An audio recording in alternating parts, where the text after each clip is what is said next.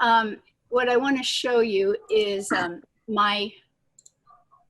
my photographs, and this is in a slideshow, and this is my fine artwork. If we have time, I'm going to show you another show, but neither one of them very long, and that's more my creative work, because I like to combine the two, photography and painting, and I do that sometimes in Corel Painter, or sometimes I'll use my images as studies and then turn them into oil paintings or colored pencils or something like that. So that's my creative show. So the first one I'm going to show you is the fine art show.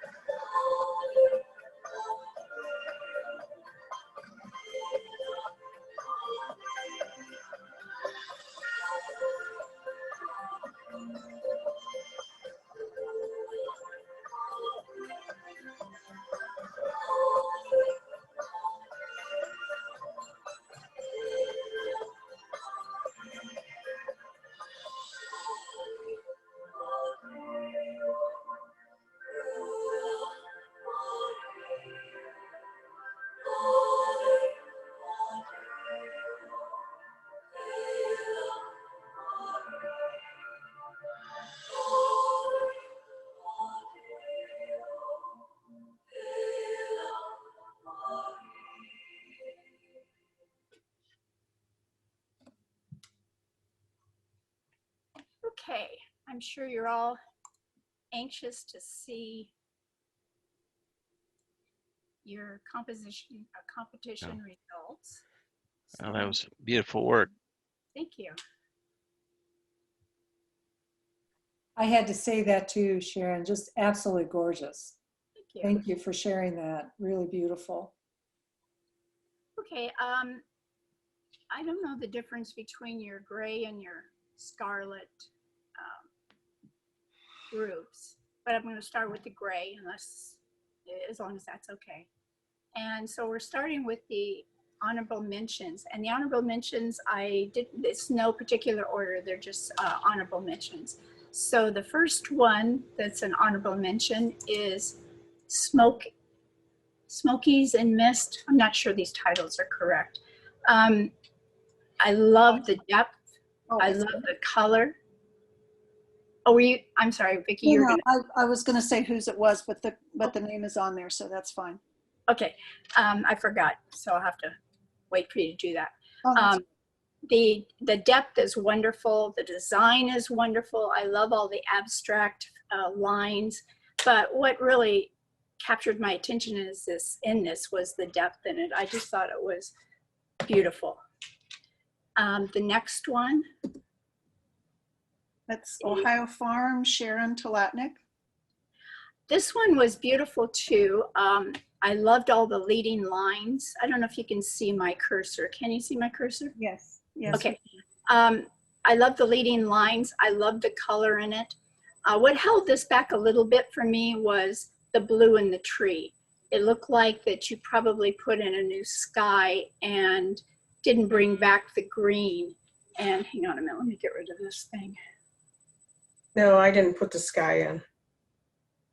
But you can see the blue in the sky, in the trees. And when I zoomed in, to me, that wasn't natural looking. And so that held it back a little bit from scoring higher.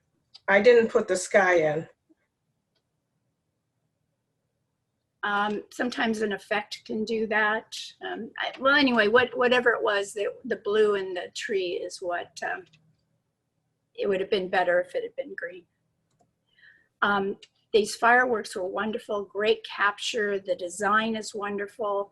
There was no blown out areas, which is sometimes in fireworks there can be. I just thought it was a really interesting photograph, captured my attention, kept me there looking longer into it, and really nicely done. And Vicki, you want to say who that was? Well, it's Charles Bowdle. It's called Celebrate.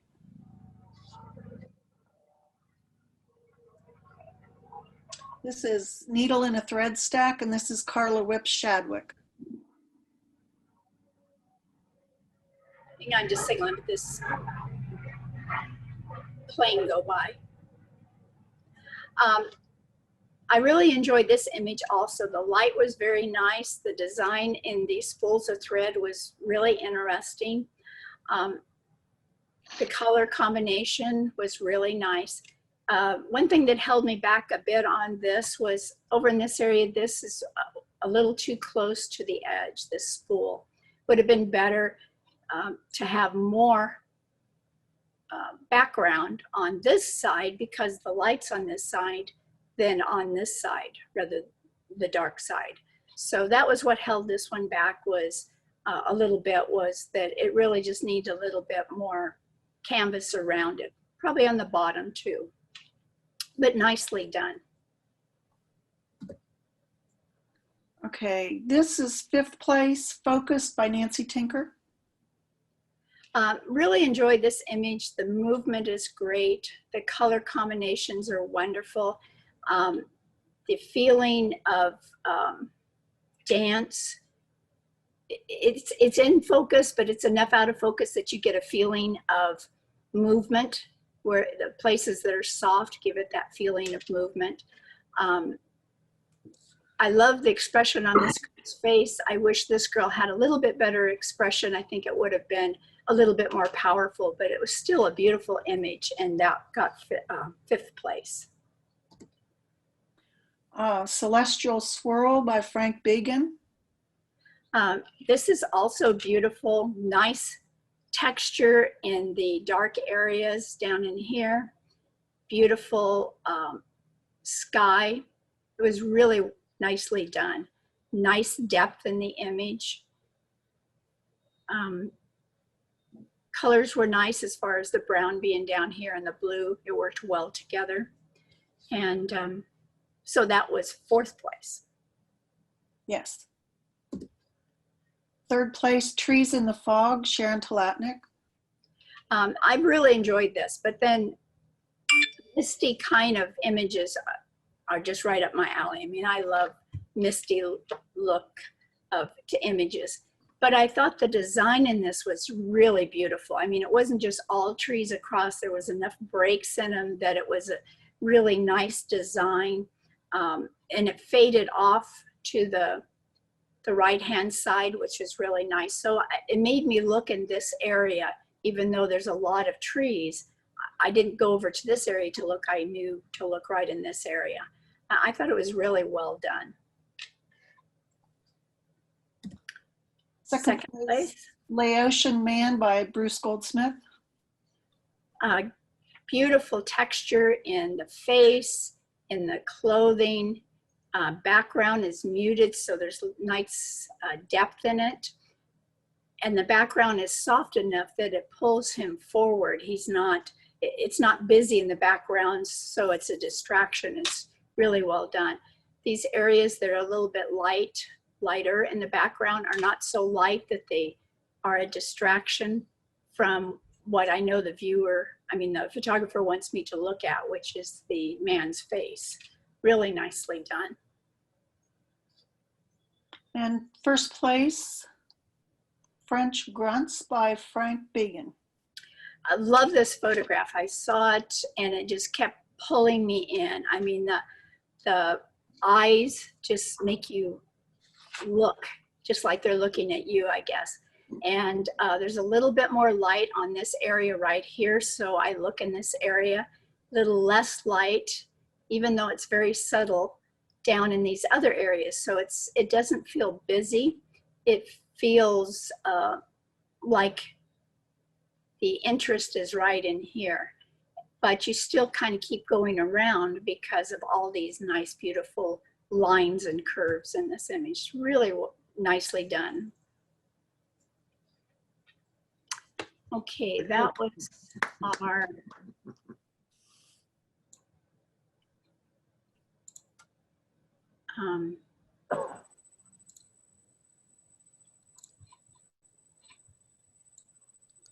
gray folder. Now this is the scarlet folder.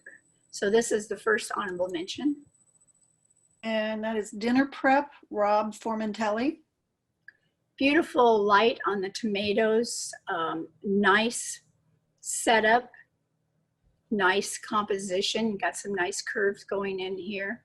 The background is soft and it has a lot of depth because of these lines going back. So it's really nicely done. The suggestion I would have would be careful of this light on this tomato here. It's too close to the edge to have that big of a highlight on it. So it pulls our eye over to the edge. It would have been better to have maybe the lightest place right in this area, or you already have a nice light here, but I would tone down this because that was a distraction. I look at this, but I'm pulled right over to this highlight here. Old Shack in the Woods, Tim Patterson. Beautiful leading lines into the shack. Beautiful color. The brightest colors are in this area here. These areas up in this area and in the corner are darker, so it makes me look back in this area right here. Nice lights on the house, which is lighter than the lights in this fence. So I'm just drawing right back into the background of this image right to this house. So beautifully done.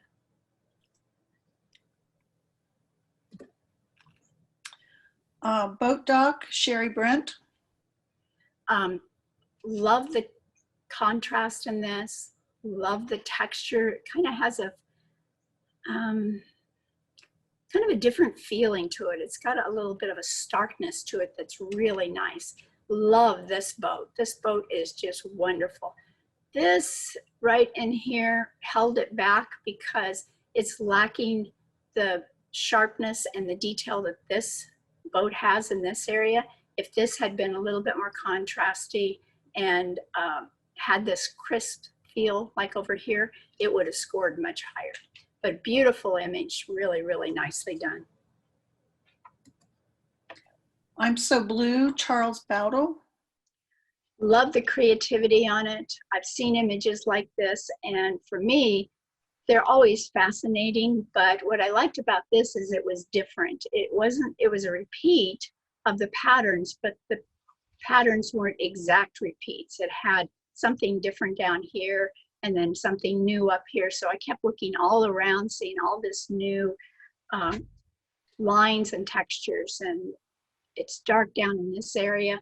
So my eye is going right up into this area where it's light. Really nice. Very, very nice. Window Shade, Sherron Sheppard. Wonderful texture, wonderful lines. I like the design with the blinds here and the hole here and this weave and then the straight patterns. Really, really interesting. I think the only thing that maybe held it back a little bit is it didn't seem like it had as much texture that maybe it should have had in this area to keep me interested in this area longer. This over here is dark, and so my eye kept kind of getting pulled over to here versus right in here where I really want to look more because it's so interesting, this pattern and everything. So with I think a little bit more textures, a little bit maybe some burning and dodging in there, it could be even a stronger image. Fifth place is Great Egret, Frank Began. Wonderful image. Love the white background, the cleanness of it. The bird is gorgeous. It's pretty sharp. Maybe not as sharp as I would have liked to have seen, especially the face, but you know, I see all the detail and everything in it except for maybe right in here. But I love the pattern of the diagonal line across and then this line across, like the cleanness of the white background. Really beautiful.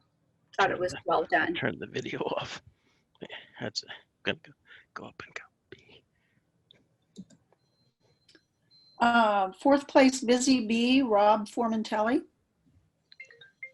I felt like this bee was just wonderful. It's nice and sharp. All the detail in the bee shows up. The flowers in that area are pretty sharp down in here. It starts getting a little bit too soft in here, and that's what really Somebody held from it back White from House, going Tennessee called. higher. And Excuse me a minute, Rick, I think you are, you need to mute. I think it's Rick. that softness is what kept it from going higher. And I debated between the egret and this, you know, fourth and fifth. And the reason I made this one fourth over the egret, because I really like them just as much, was the colors in this. I mean, I would compare them and my eye kept going back to this because of the beautiful colors in it. But if this had been sharper in this area, it would have been, you know, first, second place possibly. Third place, Sunflower Field by Rick Bartout. This also is another one that I just kept coming back to. I couldn't get my eye away from it. Even though for me, I like an image that has a definite center of interest. This really doesn't have a definite center of interest, but the colors are wonderful. The pattern is wonderful. The depth is incredible. I mean, just everything about it. And I just kept coming back to it.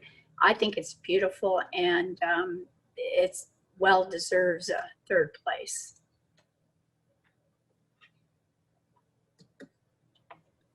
Second place, Heron by Donna Winters.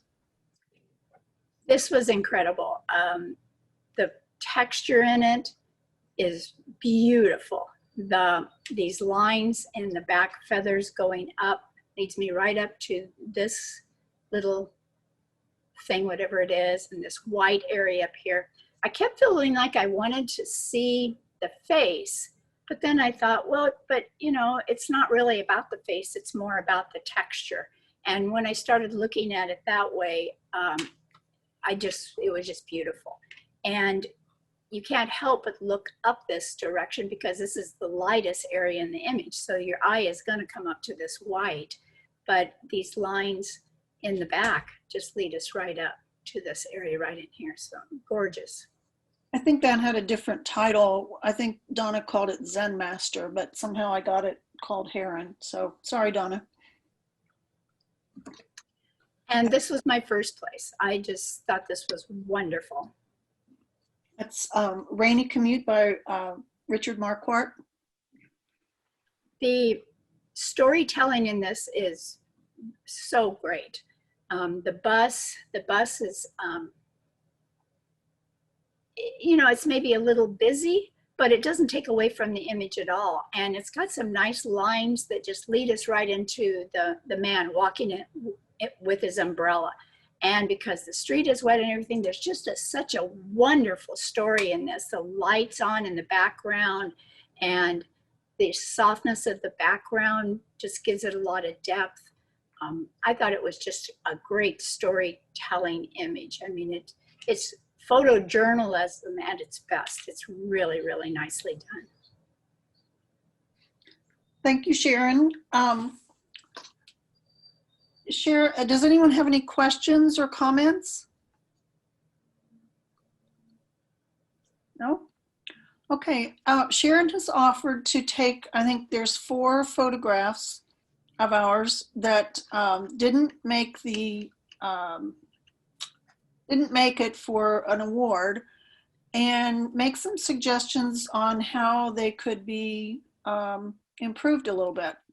So I'm going to let her do that, and I did get permission from everyone. She's got one of mine, and I'm very excited to see what she does with it. So Donna asked me to, or I guess it was Vicki, sorry, asked me to speak on about 4 images to just comment. So I picked ones that didn't make it into, you know, the honorable mentions or first place. And I picked some of the other ones that I thought I could make suggestions that would make it better. And maybe that would get them into the honorable mention because they weren't that far out. And I could speak to it, but I had another class that I actually, instead of commenting on what I would do, I actually went in and worked on the images, the student images, and showed them the results. So instead of just saying, I showed the results of what I would tell them. And I think when you see the results, it kind of makes it stick in your brain just a little bit better. So this was an image that I thought was really nice. Let's see if I can get this someplace here.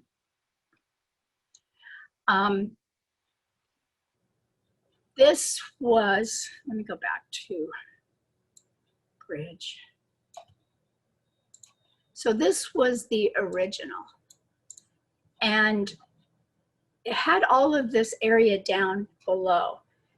I felt like this was really beautiful with all these trees and the building, the lake, the reflection, everything was really beautiful about it. But there was a lot of extra real estate down here that really wasn't needed. It didn't do anything for the image. So that's why the very first thing I did was crop it. And wow. Yeah. It made a huge difference because now the viewer has an idea of what the photographer wants them to look at. There's not that area that's kind of nothing there doesn't allow us to get into the image. So the very first thing I did, because when I excuse me, hang on just a second, my dog wants in. Okay.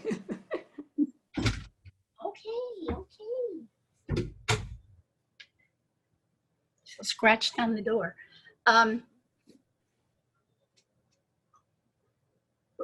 to start to say, it's really important for me in my images for the viewer to know what the center of interest is and to have no doubt where I want them to look in the image. So I do that with darks and lights, mostly burn and dodge. I use a lot of burn and dodge layers. So in this image, cropping it helped, but still there's a lot in here. So I had to work to force the viewer to look in a certain spot. So the very first thing I did was dodge, and I use a dodge layer, and the way I add a dodge layer is I add an empty levels layer, and I don't change anything, and then I change the blend mode to screen, and you can see how that lightens it. And then I add a hide all mask, and then I just paint in those lights. And it's a real easy way to add lights. So those the way I do burn and dodge. So the very first thing I did was lighten up and try to, because I know that where the lightest light is in an image, that's where the viewer is going to look. So I was trying to shift the viewer's interest to this area right here, because I thought this is where the story was. And then I use a lot of Nik filters, and I felt like that I could even get a little bit more pop out of this if I used some kind of a detail extractor to bring out some of the detail of this house. So I went into Nik filters, which is, I don't know if you all use Nik filters or not, but they're wonderful and they're well worth the money. And I can't tell you how much they cost, because I get upgrades, and I don't know if you don't buy the upgrade, you know, if it's the same price or not.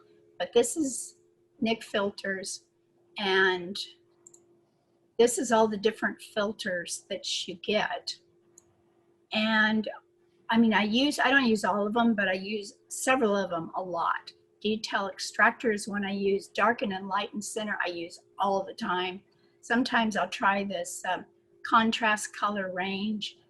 So there, glamour glow, I love that one. There's a soft focus dynamic skin softener. Anyway, there's the filters that are in there are well worth buying, I think. Probably the best filters around. So I added a detail extractor, and it's a little hard to see on my monitor, but you can see how it pops out some of this detail in these, especially in these limbs. And I liked it so well, I actually did it as, oh no, I take it back. This is darken and lighten center. So this is again back into Nik filter, and I chose the one darken, lighten center, and I just darkened the outside edge a little bit, again, to make the eye go into this area right here. And then, what did I do here? Oh, this is a color. Oh, what I was trying to do with this was, see this halo around here? Oh, I was trying to disguise that, and I really couldn't do it. It's probably from work on the original, but that's what that layer's there. But anyway, so this went from this, which is kind of flat, to this, and you can see how these lights in here make you look at the house, which to me is where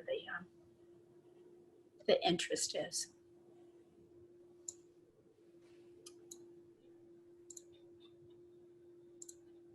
thank you very much.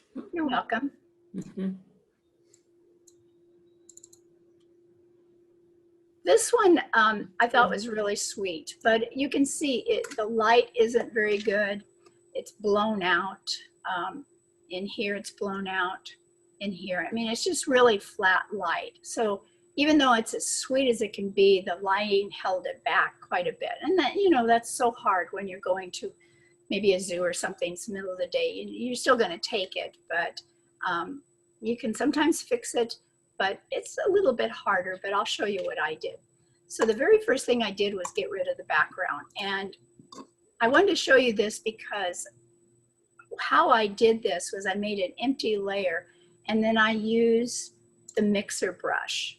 And I don't know if any of you have used the mixer brush, but it's a wonderful, wonderful tool to soften backgrounds. I mean, you can use filter, Gaussian, blur, and those kind of things, but this color, the mixer brush just mixes up the colors that are already there. And there's some wonderful mixer brushes. And let me go to,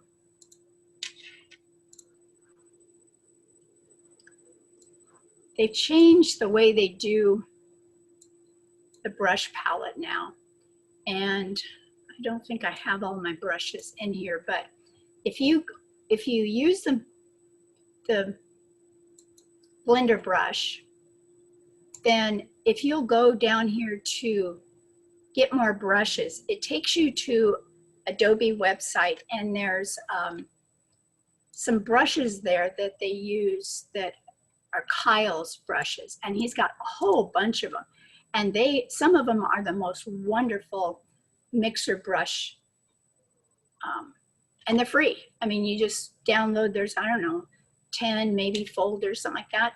I don't use all of them, but I picked several of them out of there that are just wonderful. So that's what I used. And then I removed it where it got a little bit too much on the animal. Then I desaturated a little bit, and I did that with a hue and saturation adjustment layer, and you can see where I just desaturated it, and I only removed it from the background. And the reason I did that, because I know that that desaturation in the color is going to push that background further back, and it's going to make the animal stand out more. See how bright that is? It's now a distraction, and it competes with the animal. So I desaturated it, and then I went to the adjustment layers, solid color. And I use this a lot. Actually, I use a variety of different things to darken it, but I'll use this solid color to darken it quite a bit, because what I like about it is I can move this around, and you can see how it changes how dark it'll be. And I usually end up kind of with a sepia color. That's where I just usually go to, because it looks more natural, I guess. And you can see that I can make this thing really, really dark or not so dark. And that's one of the reasons I really like that color fill to darken. And the good thing about it is I can come back at any time and change that. So if it seems like it's a little bit too dark, then I just go back in, open it up, and maybe lighten it just a little bit. And then I went into curves, and I discovered this a while back when there's these blown out areas, that if I go into curves and I take this little dot, this little point, which is what the normal light would be on, and I just click on it and pull it down, you can see how that darkens up those really blown out light areas. And that's what I did there. And then where I didn't want it to be darkened, then I used a layer mask to take it off, which was probably right in here. And then I used a burn layer down in here to darken it a little bit. And my burn layer is just like the dodge layer that I just showed you, which is a levels adjustment layer. And instead of changing the blend mode to screen to lighten it, I change it to multiply, and it darkens it. And then I hide the darkening, and then I just paint it in where I want it to be. So I painted it in around in here. And then it kind of shifted because I had to really darken it up. So I added a hue and saturation layer and clipped it to my burn layer. And you can see where I desaturated. See how this is kind of reddish in this area right in here. So when I clip that hue and saturation to the burn layer, then it desaturates only the areas that I burned. And then the next layer was brightness and contrast.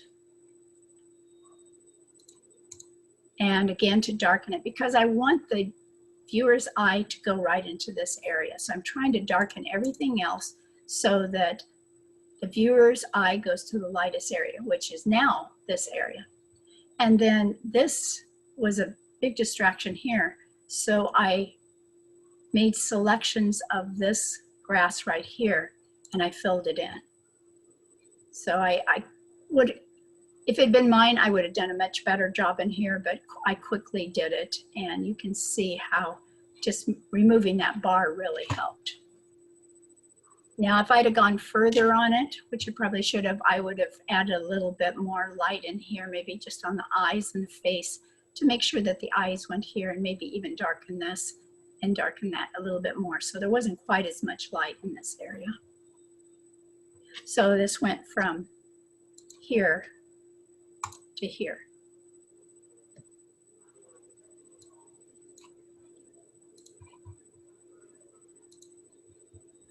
Okay, let's see what we got. Oh yeah, this was a fun one.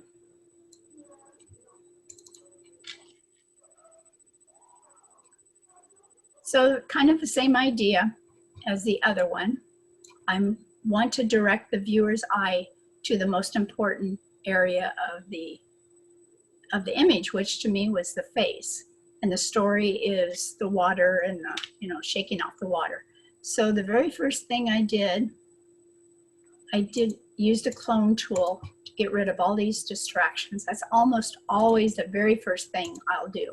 And I get rid of anything that I think is going to be a distraction. And the more I looked at this, the more I thought I should have even done more, because as I worked on it more, it became even more distracting. So if it'd been mine, I would have probably gone back to the first layer and removed all of this, or at least softened it way down. And then I went into Nik Filter again, and I did the same thing I did on the other one, which was the detail extractor. And you can see how it brought out all this texture in the fur and the hair there.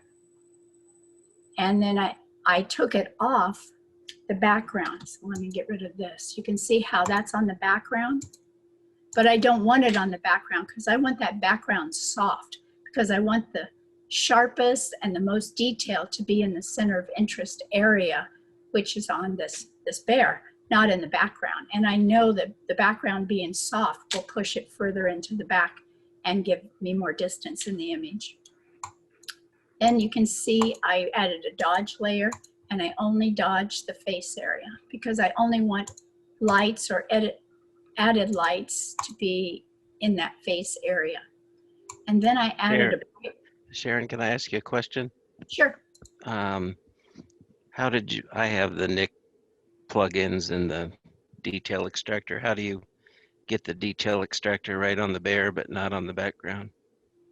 I let it just be all over the whole thing. So this is the way it was when it rendered. So you can see it's on the background, it's on the bear. So I don't try to focus it on anything. I don't think you even can. I don't think but so. when I run the filter, then I add a layer mask and I take it off where I don't want it to be. Oh, okay. And I might not take all of it off. I may only reduce it a little bit. So it depends. You can see in here where some of this is gray and then some of it's black. So, you know, I probably didn't take as much off this water area because I wanted some of it to pop a little bit, but I took it all off this background so I get more depth. Okay, thanks. The only one I know of that you can direct, and there's probably more of them, but you can, on that light and dark and center, you can actually focus the light.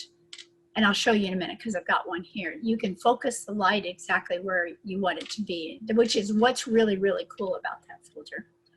Okay, so there's the dodge.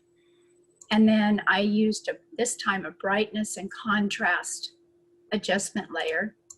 And this time I darkened it by just lowering the brightness slider a little bit. And then I removed it from the bear.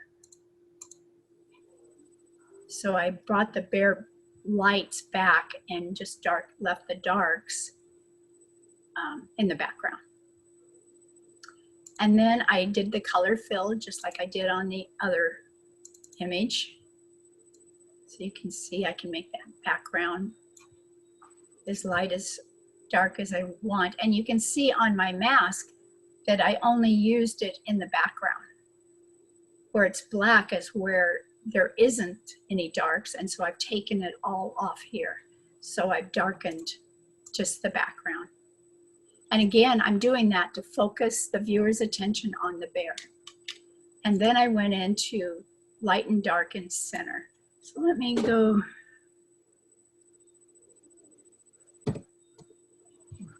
Show that to you. Hang on a minute, I'm gonna take this off.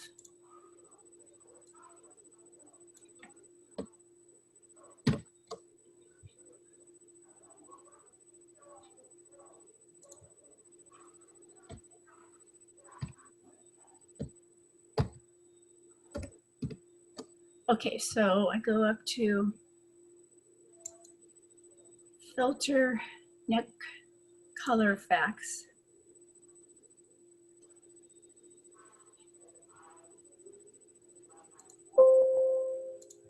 And I go to darken, light, and center. And right here says place center. Just click on that, and then you come over and click in your image, and you can see where you place, can customize where you want the light to be. If you don't like that, then you do it, you know, someplace else. And then you can change how much you want the border dark or light. And I usually make it fairly dark because I know I got a mask or the layer opacity to change it any way I want. And then, Sherron, do you ever use radial mask to darken light and centers um, in your layers? radial mask in Photoshop? Yes. No. Okay. And you're talking about like a gradient on the mask? A radial. I've never even heard of a radial mask. Okay. I mean, I've heard of a radial gradient that people use on masks. Is that what we're talking about? Yes. The reason I don't do that is because that I would use something like that is because I want to take it, I don't want it to be a big center where it's all pretty much the same reduction in the amount of light or texture, whatever it is. I want to come in with a brush and I want to remove it or add it where I want it to be. So for me, it's more custom to just use a mask and make it more exacting than to use a gradient tool and because I see people, you know, will pull the gradient over and quickly remove a mask. And I understand that it's quick and everything, but I like it to be a little bit more custom. So that's why I use the mask the way I do. Here's hue and saturation, and you can see where I remove the color in the background because you can see the difference, how this is bright, it's warmer, but if you desaturate it, in fact, I pretty much desaturated, let's see. Yeah, all the way down to nothing. It cools it down, and this is warm and this is cool, and cool tones always recede and the warm comes to you, comes forward. So by doing that, by desaturating it and taking out the warm brown out of the background, I've given it even more depth. Added a dodge layer to bring the eye back to this water. Added another dodge layer, and I do lots of them because I like everything kind of separate. You can see again, just to the face area. And then a burn, I just worked on the nose and the eyes a little bit. Then I did a Gaussian blur because like I was telling you before, I still felt like this was too busy. And instead of taking it out like I should have at the beginning, I had to blur it. But see the difference between that detail and that softer detail. And then I have a couple of filters that, actions I should say, that I use that are pops. And to get a little bit more texture, I added those. So it went from this, which is a wonderful beginning image, to this.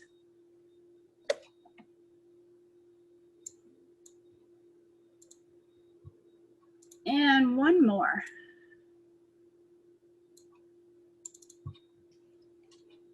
I love this image when I first saw it, but it's kind of small here. Let's see if I can.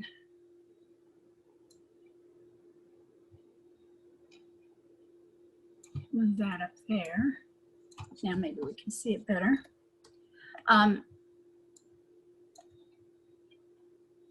It had wonderful leading lines, nice texture, nice sky.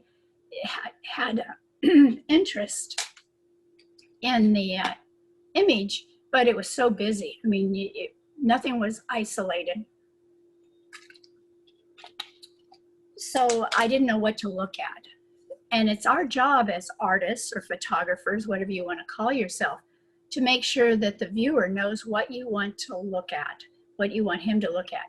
You know, when we take an image, there's something in there that captured our interest. And that story, whatever it was, is what you want to get across to the viewer. So you have to work to make sure that they understand what it is that drew you into the image, that you're telling that story to them. And so you have to add darks and lights and isolate things so that you know that they know exactly what you're trying to say. So the very first thing I did was I darkened it. And as just like the other one, I used the brightness and contrast, adjustment layer, and you can see I just lowered the brightness. And you know, there's other ways to do it, but a lot of times I'll just do it that way. And I like using adjustment layers because I know at any time I can come back and I can adjust this. Sometimes I'll come back later and think, oh, what would happen if I made it a little bit darker? Would I get more pop out of it? And then I added a burn layer. And again, the burn layer was my empty levels adjustment, and the blend mode is turned to multiply. And then I hide the darkening. And I just darkened the sky because that way now this white contrasted against this dark starting to pop. So I've darkened the image completely and I darkened the sky. So now we're starting to see this ship back here. So I thought that was pretty good. So I duplicated my burn layer and thought, let me see if doing the same thing a second time by just duplicating it would make it even better. And I felt like it did. So I probably lowered the opacity on this layer just a little bit. So it wasn't just a complete duplicated layer. It was duplicated and then adjusted a little bit. And then I dodged, and you can see where I dodged on this boat and out in here and on this chain just a little bit to make this light pop against the dark. And then I added another dodge layer. No, I take it back. I copied it. So it was a dodge layer and I copied this one. So again, I just drug it down here to the new layer icon to duplicate this dodge layer so that it was just a little bit stronger. And then I lowered the opacity to 40%. So it was this layer plus half more. And then I did a light and darken center, which darkened all this area. And I placed the light around in here and it made that pop just a little bit more. So now, went from this, which you don't really know what to look at. There's so much in this image, to this. And now it's got a better story. It's got a lot of drama. It's got a lot of impact. It's got nice, wonderful leading lines. And it really wasn't that much of a change.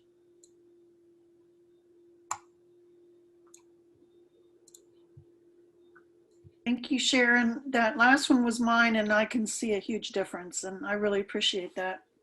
It's nothing but darks and lights for the most part, really.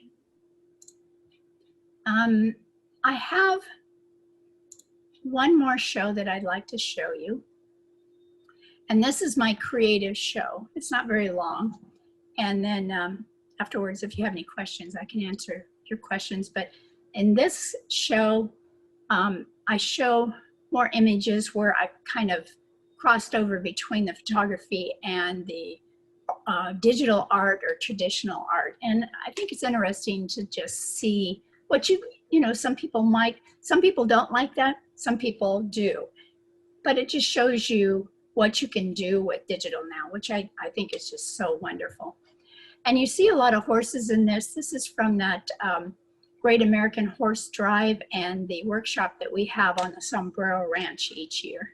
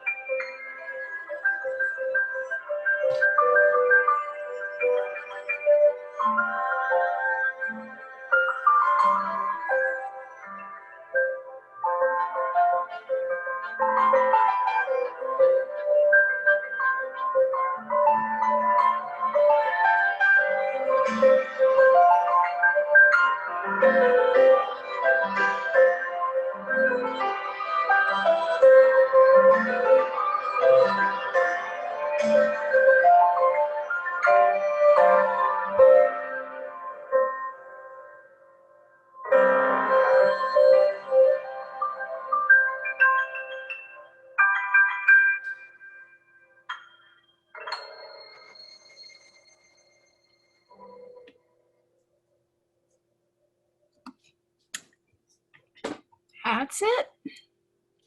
Sharon, thank you. That was very incredibly beautiful. I really, really enjoyed seeing those photos, and the Very nice. drawings and paintings that you've done are just outstanding. You're welcome. Does anybody have any questions for Sharon or comments or anything? Sharon, that was absolutely beautiful. Could you do me a favor and Sure. click on your stop sharing screen? That way we can see everybody. We're still seeing. Hang on, let me see how I get out of it. Hey Sharon, this is Mark. You said you did infrared photography. Yes. Do you have any rolls of Kodak high-speed infrared laying around that you're not using? I got a whole freezer full. Oh. If you're willing to part with it, let me know. Some of it, not the whole freezer. No, I mean, I've got a bunch of rolls in there. I keep thinking I'm going to use it, but part of the problem for me is I've lost my lab that processed it for me. So I'd have to find a new lab and do test all over again and everything. But I've got one of those at home. If you're willing to part with it, let me know. Some of it, not all of it. And the second question is, do you also do scuba diving? No. Why? No. Why? Okay. Why? There's a photographer out in California that I know. Her name is Robin Robinson. And Yeah, she bristles at the mention of underwater photography. It is not underwater, it is in water. Oh. If you're under the water, you're in the mud. Oh, But anyway, yeah. Okay, thanks. you're welcome. I meant what I said about the infrared. Oh, yeah, I'll see how many rolls I have. I got quite a few. We go to an art show down in Palm Springs each year, and there's a guy down there that does infrared, and it's film. And he's using not Kodak, but it's the one you can get now, and I've forgotten what it is. Yeah, but there's it is Rolei. It's Rolei infrared. Yeah, it's beautiful. I mean, I think the only thing that's missing is he doesn't have as much halation, that beautiful. Yeah, It right. doesn't have quite as much as what I could see, that I knew the high speed Kodak did, but it was beautiful. It was really, really nice. Okay. And there's a guy on Facebook that I just saw that's doing it with the iPhone, putting a filter on there with the iPhone. So that's my next try, is the iPhone. Because I like infrared. For me, this is Bruce. Looks like on many of your painterly images, you've used Topaz Studio filters. Is that correct? No. No? No, it's Corel Painter. Okay. Yeah, I don't use, I have Topaz, and occasionally I use it, but I don't use it often because what I find is when I run the filter, I get these pixelated areas, and so I don't like that. And I end up having to do too much correction on it. So about the only time I use it is when I'm going to use an image for a study, then I don't care. But if I'm going to use it for a photographic image, I'm really careful with it because, if you blow it up and you print it, I'm always afraid that's going to show. So I have it and I like some of it, but what you saw was all the hand done with Corel Painter. Thank you. You're welcome. Which if you've never used Corel Painter, it's a fun program if you like to paint. Any other questions? Thank you so much, Sharon. I mean, You're welcome. Thank you. I love hearing your comments, but also looking at your work, which is incredible. But also, I think and I think we talked about this earlier, just seeing your vision and how it is you kind of train yourself to have a vision for something that you do. And that comes across so beautifully in your work. I think my thought process for the most part is different than photographers because I was a painter before I was a photographer, and I've had lots of painting classes. And because, when you're a painter, you talk about composition, of course, and the center of interest, and soft backgrounds, where I find a lot of photographers want it sharp all the way back to infinity, which isn't real. And you know, I've seen some wonderful images like that, but they're kind of stark. And if you want something to stand out more, if it's sharp and what's around it is a little softer, it doesn't even have to be a whole lot, but it's just a little bit softer, it's going to make that sharpness pop out, which is another form of contrast. So that's how I approach it. I think about, you know, color, like desaturating the background, maybe making it a little bit bluer rather than a bright green, saving my bright greens for the foreground. I mean, all of that is painting. And I remember every bit of that when I'm designing my photograph. A lot of color management and color knowledge. Yeah. Yeah. But you know, it's the same thing over and over again, so it's not really difficult. Anybody else have anything before we sign off for the night? I did want to ask on the horse pictures, amazing. And I can't imagine where you were physically to get those pictures. It looked like you were in the middle of a stampede or something. Well, a couple of times we were close, but in this workshop, they position us in really nice areas. And then they have a lot of cowboys, cowgirls that control the horses so they don't get too close to us. I mean, they're close enough, but they are there to hopefully make sure they don't run over us. But so we're in some spots pretty close. Ask Libby, she's been there to several and she knows, but it's a fun workshop. If you ever want to do something exciting, I'll tell you what, it's really something totally different. When is that done? When is that workshop? Well, it's normally in May. Of course, we canceled it this year. Yeah. And I haven't seen much advertisement on it for next year, so I don't know that's going to happen next year either. I'm sure they're afraid to plan too much because, you know, May isn't that far into the year. So I wouldn't be surprised if it's canceled again. But I'd be real surprised once this is over that they don't go back to it, because the ranch, you know, it was a big part of what they did too. It wasn't just photographers. But we're in the back of trucks, so on the drive part, the herd actually is just coming right around you and they're running right at you, but you're in the back of a pickup, so you're protected. But it's a lot of fun. Could you send me or one of us the information about that workshop so we can share it? Yes, but I don't have it. I mean, there's nothing to send right now. Yeah, no, just Libby would have it anytime that, you know, she can. Who it is or where somebody goes to watch it? Yeah, I'll send you the website that hosts it, and you can go sign up for their newsletter, and that will put you on their mailing list. And you would find out about all their workshops that way, because this isn't the only workshop they have. This is just kind of the workshop I'm involved in. So I'll write myself a note.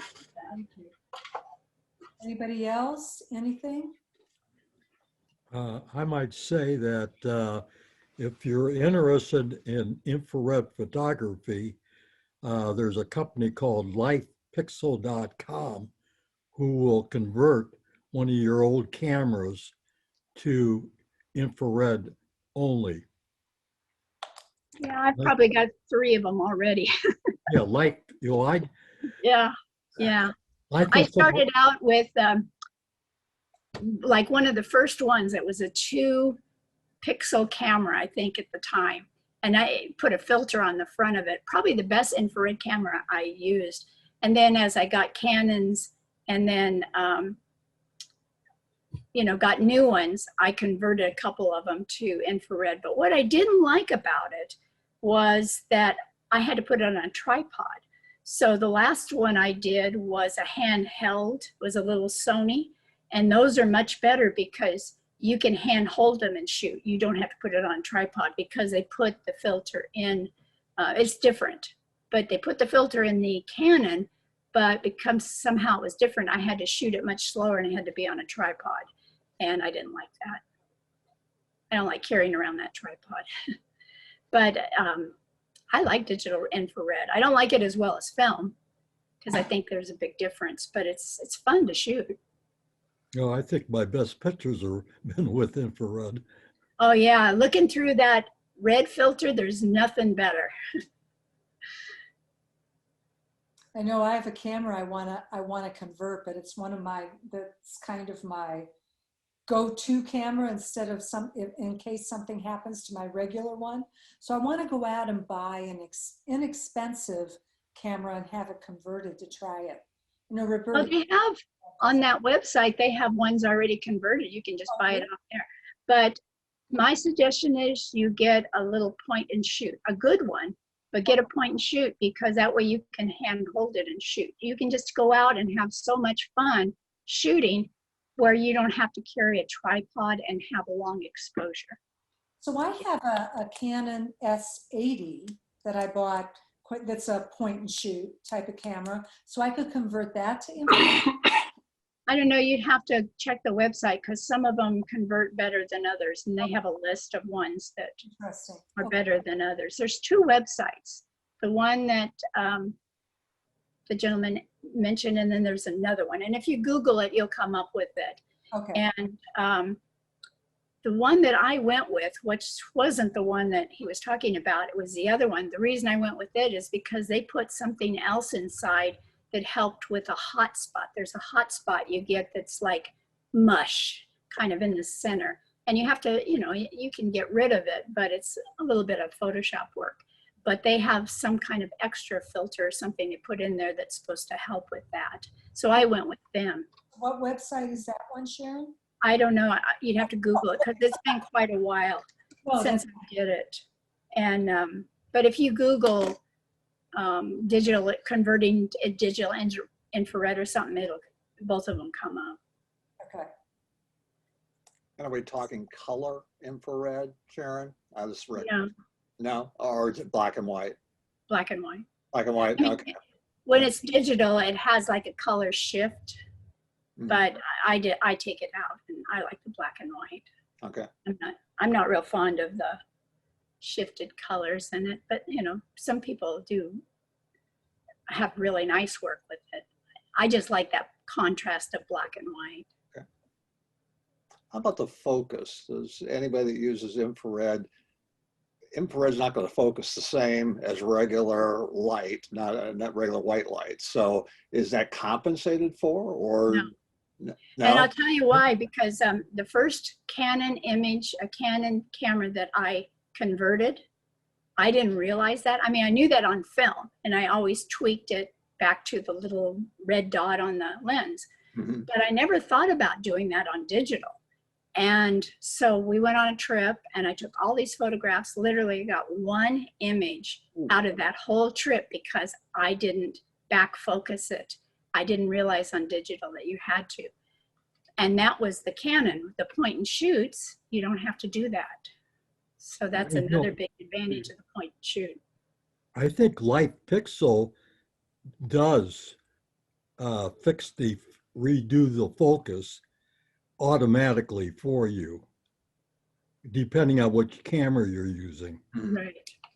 I think when I had that first one, that was years ago, and they were just starting to do it. I mean, it was like one of the first ones. So things have come a long way since then. Oh, I've been shooting infrared for more than 10 years. So. Yeah. And I use micro 4/3. So my camera is really small. Oh. So I can carry two cameras at the same time. Wow. That's the way to go. Yeah, one for color and one for Yeah. black and white, which is through my infrared. Yeah. Yeah, I get tired of carrying all that equipment around. Well, the micro 4/3 cameras are very small, Right. if you're familiar with them. No, I mean, I've heard of them and I know what they are, but I haven't really seen them to compare size-wise.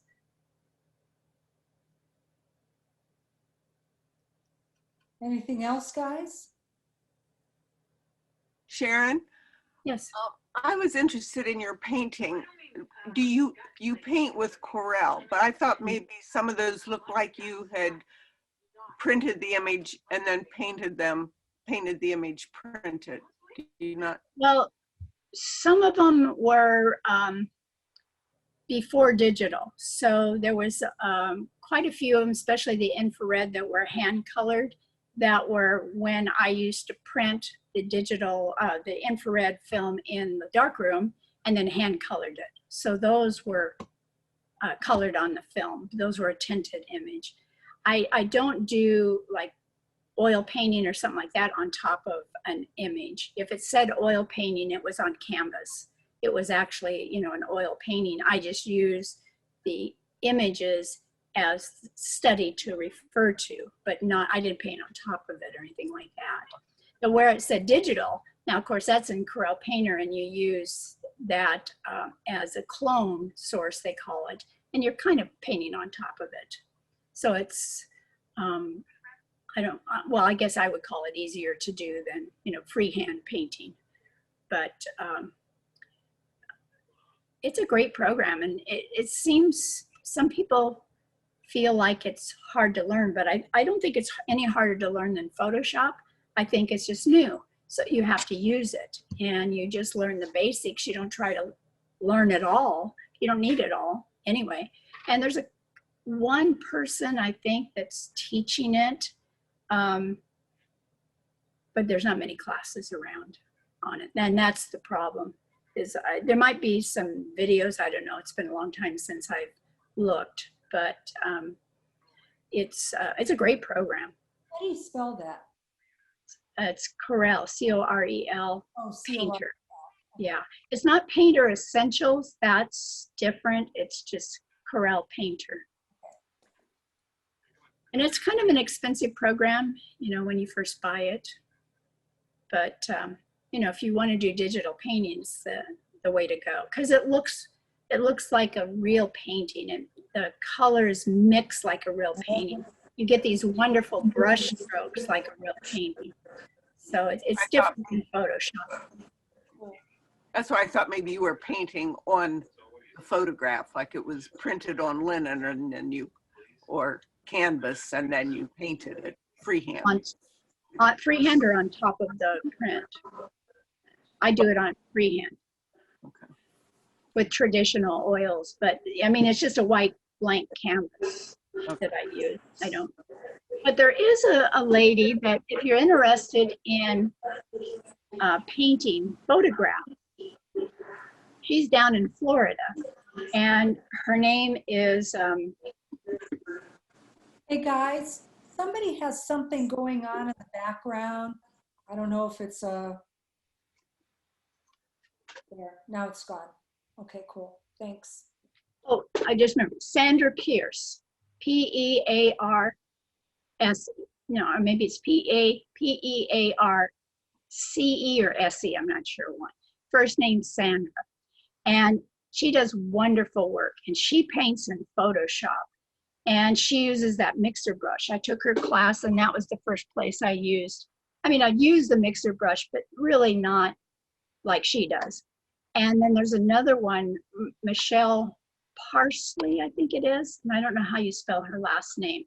But if you Google painting in Photoshop, both of them will probably come up. But it looks different than Corel Painter because it's a more blended stroke. It kind of is smooth and kind of, you know, it'd be like, you don't see the brush strokes like you would in a, you know, oil painting or something like that, where you see the painter put on oil and leave the brush stroke. It's more slicked down. Well, on some images that works. Like if you look at Sandra, she's got these really humorous images. I mean, there's just so much humor and story in them that you don't think about the painting style. But if you took that on for me, on a portrait, it would look, you would look at it and say, is that supposed to be a painting or is that supposed to be a photograph? It looks like a soft smeared photograph to me if I was judging it. But in hers, because she uses different colors, it's humorous, you know, it looks like a painting because of other things, not because of the brush strokes. So when you look at her work, look at that and realize that if you tried it, you know, you might have to do something different with your images to make them look like paintings. You can't just smear the pixels and have it look like a painting. Smeared pixels look like a smeared photograph. So, but they do wonderful work with both of them with Photoshop. Thank you. You're welcome.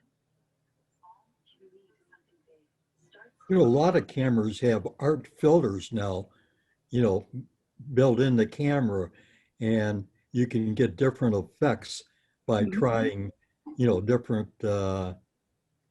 filters. Yeah, there's some beautiful work just with the phones.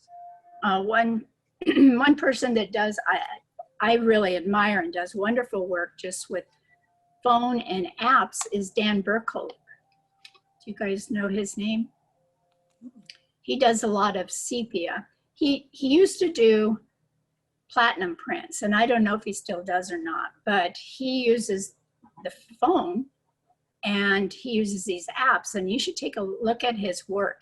It's beautiful.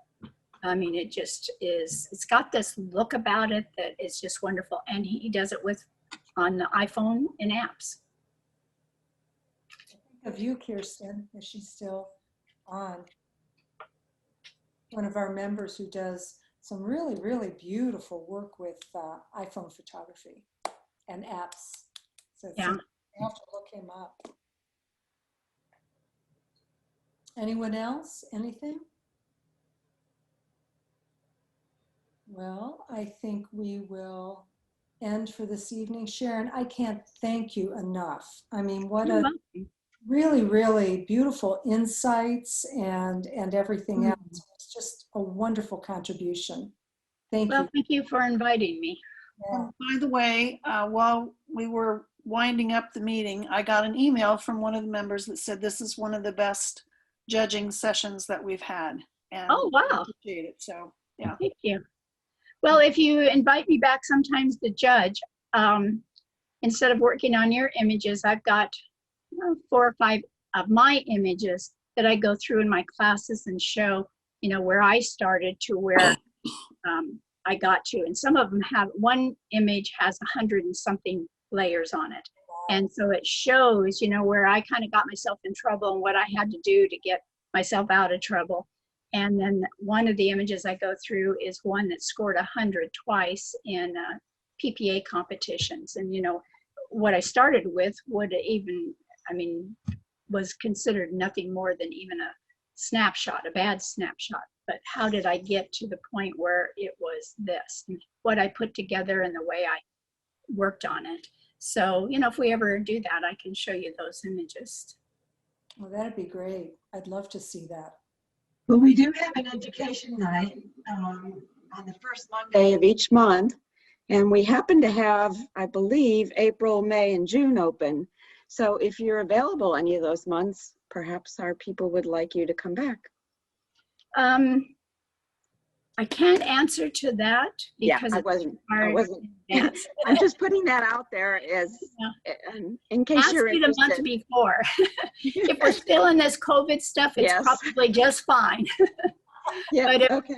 But well, if thank you. It was wonderful. To go any place, I'm out of here. Me too. And me. Maybe we could all meet someplace. I don't know. Yeah. That'd be wonderful. Check your schedule. Follow up, Roberta. All right, guys. I love you guys. Great. Yeah, thanks so much, Sharon. Great. You're welcome. Thanks for inviting me. Thank you, Sharon. Appreciate it. Thank you very much. Later, folks. Thanks, Sharon. Bye. Welcome. Bye. All right. Bye.